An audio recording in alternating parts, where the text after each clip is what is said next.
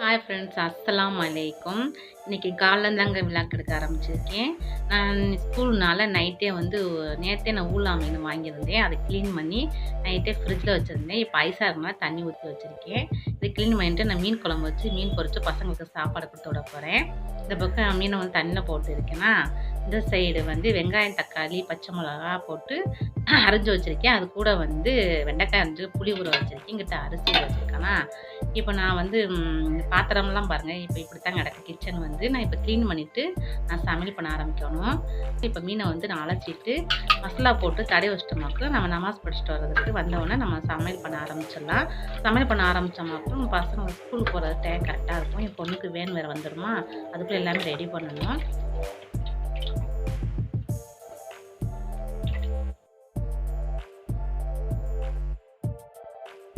அவ்வளோதான். மீனை நல்லா க்ளீன் பண்ணிட்டேன். மசாலா போட்டு அதை மீனை பொரிக்கிறதுக்கு விரட்டி வச்சிட போகிறேன். என் பசங்க குழம்பு மீன் அவ்வளோ சாப்பிட மாட்டாங்க. பொரிச்ச மீன் தான் சாப்பிட்றதுனால ரொம்ப எந்த மசாலாவும் போடலங்க. மிளகாய்த்தூள், மஞ்சத்தூள், உப்பு மட்டும் சேர்த்து நல்லா மிக்ஸ் பண்ணி விரட்டி வச்சு ஃப்ரிட்ஜில் வச்சிட போகிறேன்.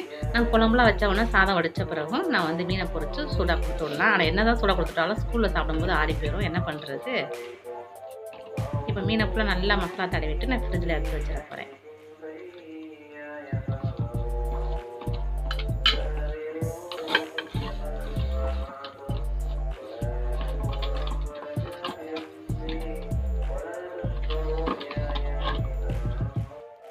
மீனை மசாலா சேர்த்து நல்லா தடவி ஃப்ரிட்ஜில் வச்சிட்டேங்க.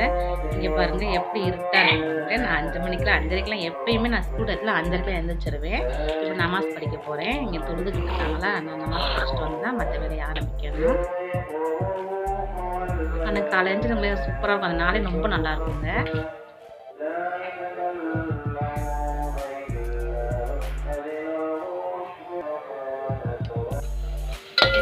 சைடு வெண்டைக்காயை நான் தண்ணியில் அலசி கட் பண்ணி வச்சுருந்ததை லைட்டாக கடாயில் போட்டு லைட்டாக வதக்கிட்டு எடுத்து வச்சுட்டு இங்கிட்ட ஒரு சைடு சாப்பாடு வேக வச்சுருக்கேன். இதே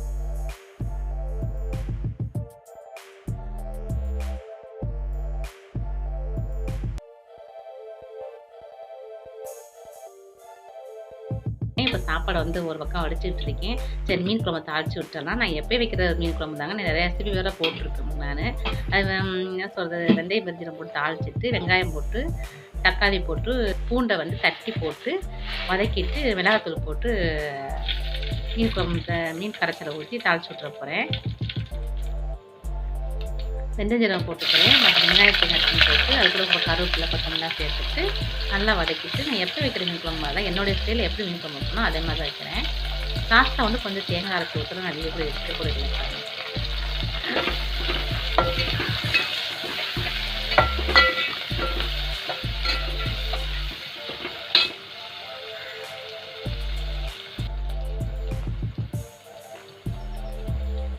அந்த பூண்டு தட்டி போட்டோம்னா நல்லா வாசம் சூப்பராக இருக்குங்க. நம்ம பூண்டு மீன் குழம்புக்கு முழுசாக போடுறத விட நம்ம தட்டி போட்டோம்னா நல்லா இருக்கும்.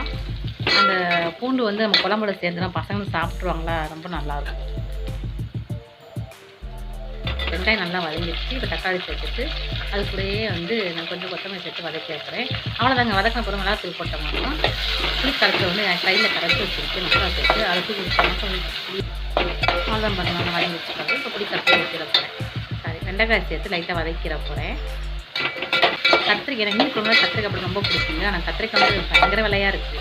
கிலோ 100 ரூபாயோ 80 ரூபாய் சொன்னாங்க. அதான் சரி வெண்டைக்காய் போடுவோம். வெண்டைக்காய் போட சூப்பராக மீன் குழம்புட்டு நான் ஒரு 150 வெண்டைக்காய் மட்டும் வாங்கிட்டு நைட்டு வச்சுருந்தேன். நான் நைட்டே ஜாமெல்லாம் வாங்கிட்டு வந்துட்டேன்.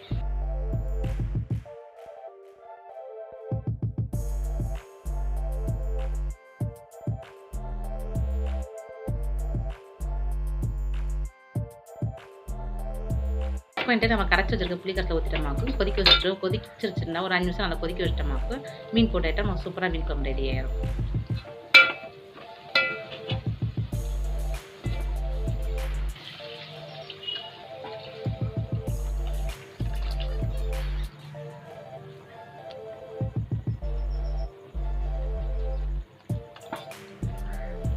எங்கேம்மா எடி சத்தம் கேட்குது?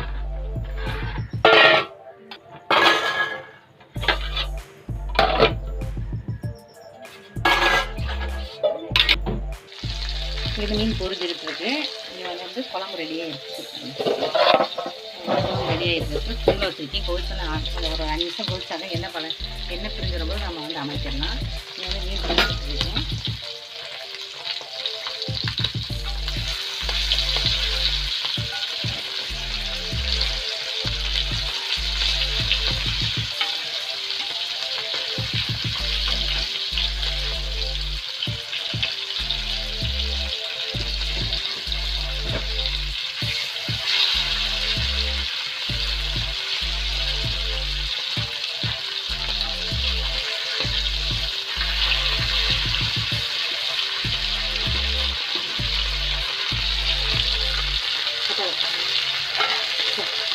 எல்லா வேலையுமே முடிஞ்சிருச்சு. மீன் குழம்பு இருக்குது, சாப்பாடு இருக்குது மதியத்துக்கு.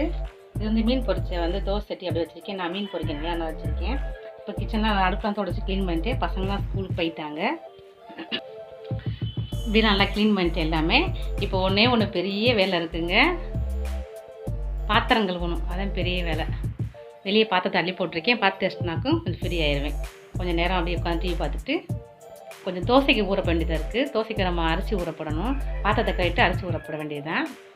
பாத்திரம் வெளியே அள்ளி போட்டிருக்கேன் பாருங்கள். என்னாச்சு? அவ்வளோதான், பாத்திரம்லாம் தேய்ச்சிட்டேன். வேலை முடிஞ்சிருச்சு, பாத்திரங்கிற வேலை முடிஞ்சிருச்சு. இங்கே பார்த்தீங்கன்னா தோசைக்கு ஊற வச்சுருக்கேன். அரிசியும் உளுந்து ஊற வச்சுருக்கேன். ஒரு 3 மணிக்குள்ளே அரைச்சிட்டோம்னாக்கும் கொஞ்சம் வெள்ளத்தை உரைச்சிட்டோம்னாக்கும் எல்லாத்தையும் வேலை முடிஞ்சிடும். ஒரு 3 மணிக்கெலாம் நம்ம மாவை வந்து ஆட்ட ரெடி பண்ணிடலாம். அவ்வளோதாங்க, என்னோடய காலை வேலைகள்லாம் முடிஞ்சிருச்சு. காலை வேலைலாம் முடிஞ்சிருச்சு. இப்போ நான் வந்து செத்தோன்னு டிவி பார்க்க போகிறேன். டீ போட்டு நான் காலையிலே குடிச்சிட்டேன். அதனால் இப்போ டீலாம் போடல. டீ போட்டு குடிச்சிட்டு டிவி வச்சுதான் பார்த்துட்டு நான் நாஸ்டா சாப்பிடல. இனிமேல் தான் சாப்பிடணும். சாப்பிட்டுட்டு கொஞ்சம் நேரம்